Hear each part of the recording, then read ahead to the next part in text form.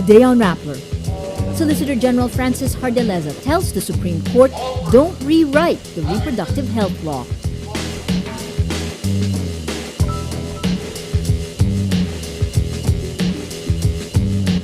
"37 face charges for a 200 million peso agricultural fund scam, including the pork barrel scam whistleblower."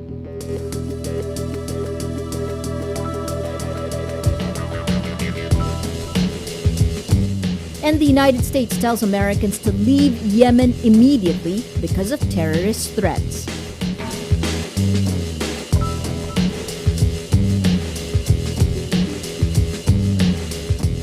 Hello, I'm Maria Ressa. Welcome to Rappler, your social news network.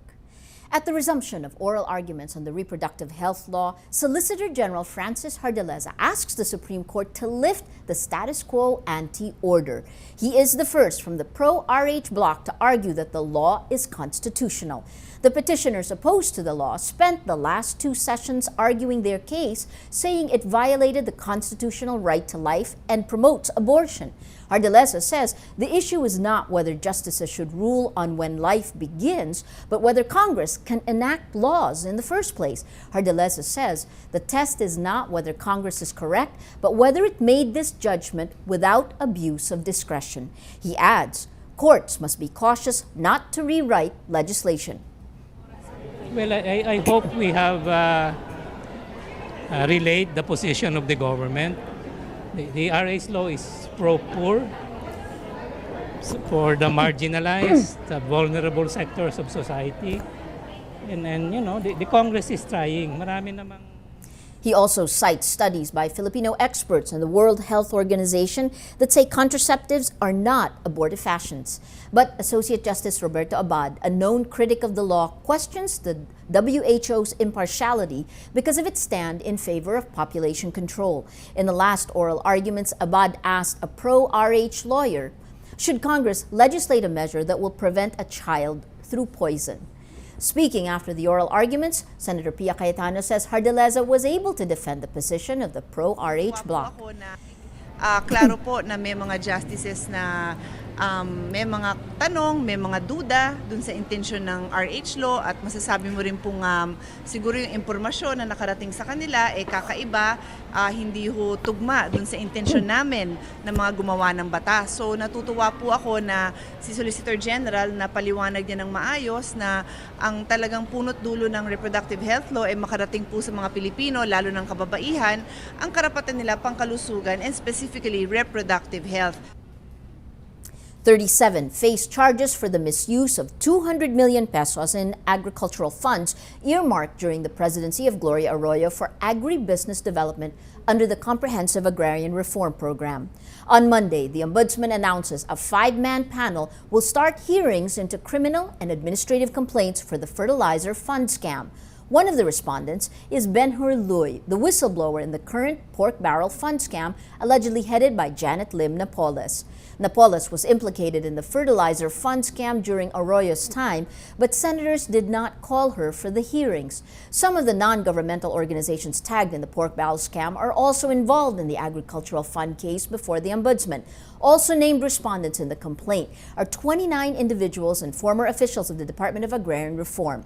Ombudsman Conchita Carpio Morales says the probe will be based on the case buildup conducted by the Field Investigation Office, which found the former DAR officials transferred fund for agribusiness development to 7 NGOs. At least 2 of these NGOs are identified with Napoles. Justice Secretary Laila De Lima confirms she issued an immigration lookout bulletin targeting Janet Napoles and her brother Jojo Lim because of the gravity of allegations against the siblings. In a memorandum dated July 15th, Immigration Commissioner Ricardo David Jr. and National Bureau of Investigation Director Nonatus Rojas, De Lima orders immigration officers to monitor Napoles and her brother's international travels. A lookout bulletin orders authorities to be on alert but does not give them the power to stop targets from traveling. The NBI is in the middle of its probe and has yet to file any charges against the Napoleses. Janet Lim Napoles is the alleged syndicate behind a multi-million peso pork barrel scam involving the development funds of several lawmakers. The number killed in Monday's blast in Cotabato City rises to 8 on Tuesday. The bomb exploded at the center of Cotabato City late Monday along Sinsuat Avenue. The explosion damaged at least 4 vehicles and triggered a fire. Local officials say they've suspects, including the alleged mastermind.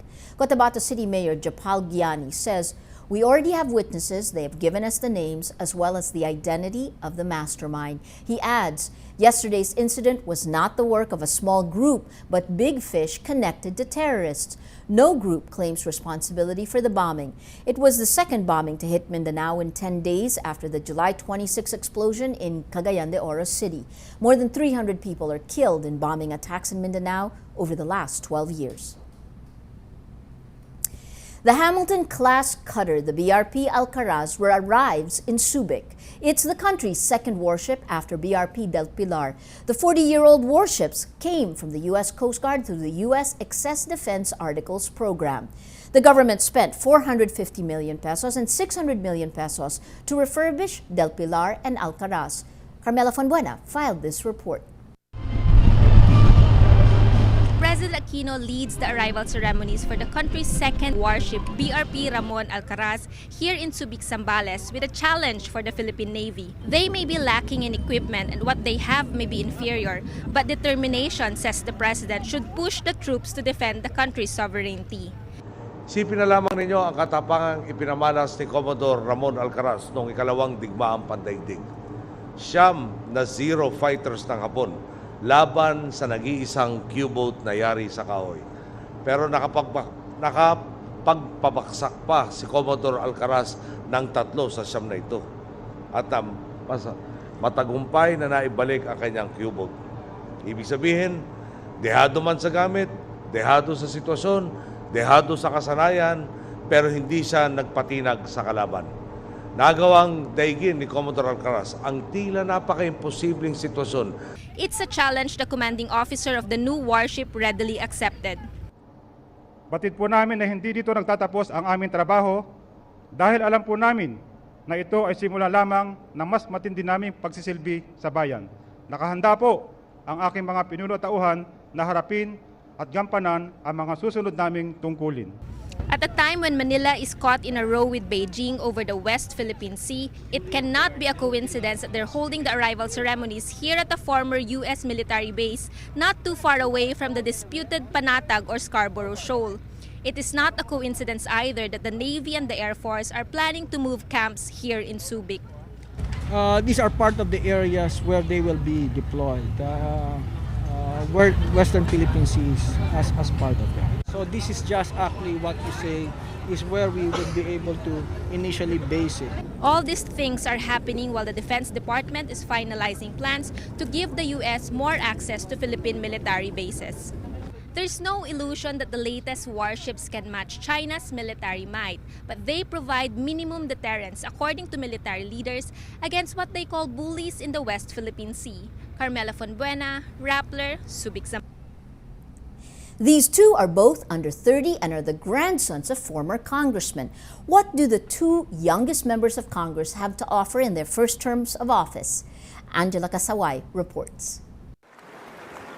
The duties of my present position. The duties of my present position. Camiguin Lone District Representative Xavier Jesus XJ Romualdo is only 26 years old and a reluctant politician.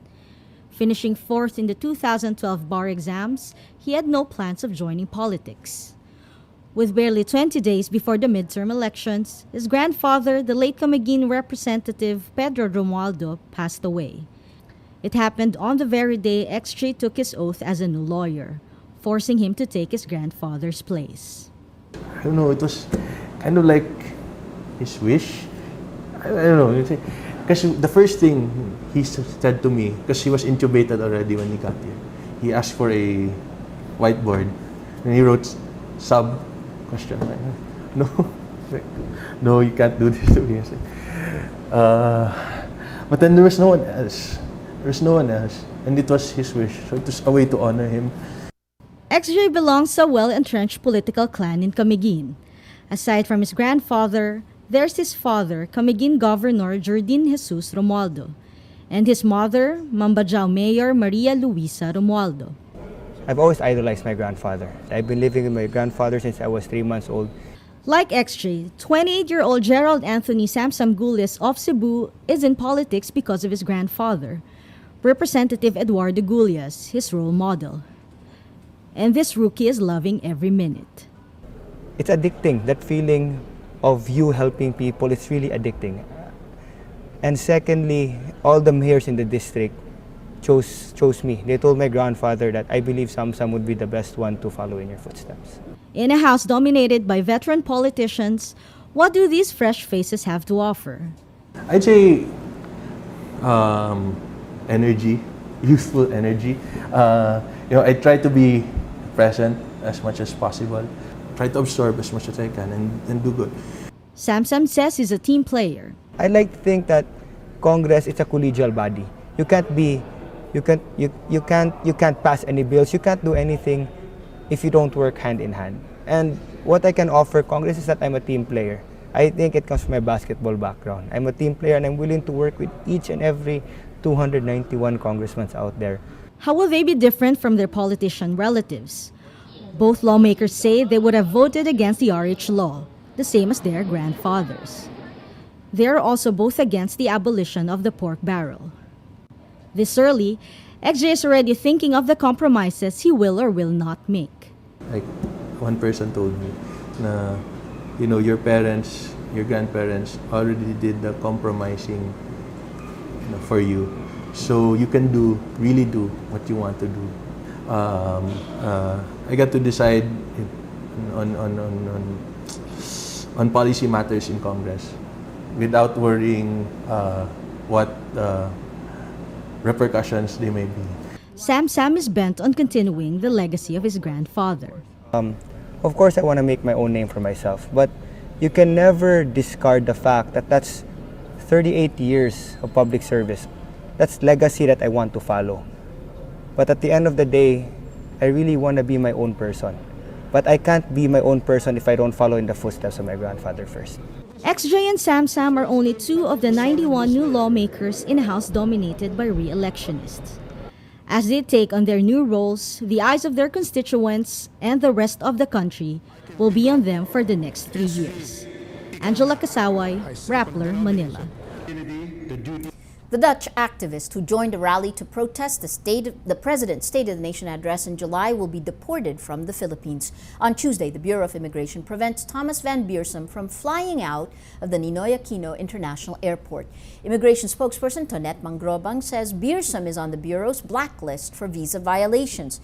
Beersum traveled on a tourist visa to attend a conference. During his stay, he attended an anti-SONA rally on July 22, where this picture was taken of him shouting at PO1 Joselito Sevilla. The policeman cried and photos and videos of the incident went viral. Mangrobang says, as a tourist, Beersum cannot engage in activities like that, which is contrary to the very nature of his stated purpose for coming to the Philippines. Mangrobang says a summary deportation orders issued against Beersum on August 1. This means he will not be allowed to enter the Philippines again after he is allowed to leave. The U.S. State Department orders all non-essential staff out of Yemen and tells Americans to leave the country immediately over terrorism concerns. In a statement, the State Department says the threat level in Yemen is extremely high because of the potential for terrorist attacks and civil unrest. It adds, terrorist organizations, including Al-Qaeda in the Arabian Peninsula, continue to be active throughout Yemen. Al-Qaeda in the Arabian Peninsula, or AQAP, attempted a number of attacks against the United States in recent years. U.S. media report some 24 U.S. missions across the Middle East and Africa were closed after intelligence agents intercepted messages from Al-Qaeda leader Ayman al-Zawahiri to AQAP leader Nasser al-Wahayshi. Let's now look at Rapplers Wrap for today, a list of the 10 most important events around the world you shouldn't miss. At number 5, New Zealand steps in to take control of dairy giant Fonterra's response to a contaminated milk scare. Economic Development Minister Stephen Joyce says officials are sent to Fonterra premises in New Zealand and Australia to ensure accurate information about a potential fatal bug in products used to make baby formula. Joyce says it's unusual for the government to take this hands-on approach with a private company, but adds consumers need to regain confidence in New Zealand's dairy industry. At number 8, Donald Graham stuns the U.S. media industry by announcing the Washington Post will be sold to Amazon founder Jeff Bezos for $250 million. Graham is the chief executive of the legendary newspaper that broke the Watergate scandal. He had given no hints the Washington Post was up for sale, despite sinking earnings and plunging subscriptions. Graham says the challenges posed by the internet triggered the deal after annual operating losses more than doubled last year. And at number 10, scientists unveil the world's first lab-grown beef burger, serving it to volunteers in London in what they hope is the start of a food revolution. The 140-gram patty, which cost more than $330,000 to produce, is made using strands of meat grown from cells from a living cow. Google co-founder Sergey Brin is revealed as one of the project's financial backers. For the full top 10, visit Rappler.com's The Wrap. Major League Baseball bans New York Yankee Alex Rodriguez through the end of the 2014 season Monday because of doping. Hours before making his season debut for the Yankees in Chicago on Monday, Rodriguez confirms he would appeal. But he refuses to answer whether Major League Baseball was accurate in charging him for using performance-enhancing drugs. Rodriguez says, quote, "We'll have a forum to discuss all of that and we'll talk about it then." He adds, "I don't know what the motivation is for any of this, but I'm going to respect the process." A dozen other players accepted 50-game suspensions over their links to the Biogenesis anti-aging clinic in Florida. MLB's announcement of the bans ended weeks of speculation over the fate of three-time American League Most Valuable Player Rodriguez. Baseball officials say Rodriguez not only used banned drugs over the course of multiple years, but also acted to obstruct and frustrate the office of the commissioner's investigation of Biogenesis and its link to baseball players. Rappler partners with tech search giant Google to explore ideas that are disrupting businesses and societies around the world. On August 23, we mount #ThinkPH, the Internet, Big Data, and You. The summit at the New World Hotel looks at how the Internet disrupts traditional business models, how the development of social media puts power in the hands of ordinary people, and how digital exhaust is now big data. On September 21, join us for the PH plus Social Good, the Social Good Summit in Manila. Rappler's second Social Good Summit since our website began in January 2012. Held at the Asian Institute of Management, the summit looks at how social media can be used to solve some of the world's biggest societal problems. Every story on Rappler has a mood meter, which gives you 8 emotions to choose from. Click how you feel, and your vote comes down to the Mood Navigator. That's in the middle of the front page. That crowdsources the mood of the day. It also gives you the top 10 stories that have gotten the most number of votes on their mood meters in the last 24 hours. If you take a look today, these stories affected our readers the most. This one is interesting because it was posted less than an hour ago. Napoles lawyer threatens. Rappler replies. This is on the pork barrel scam. It's interesting because you have 89% angry, 4% annoyed, and you have 2% happy. That happy vote connects to other stories here. The story that's gotten the most number of votes in the last 24 hours is this one in Uruguay.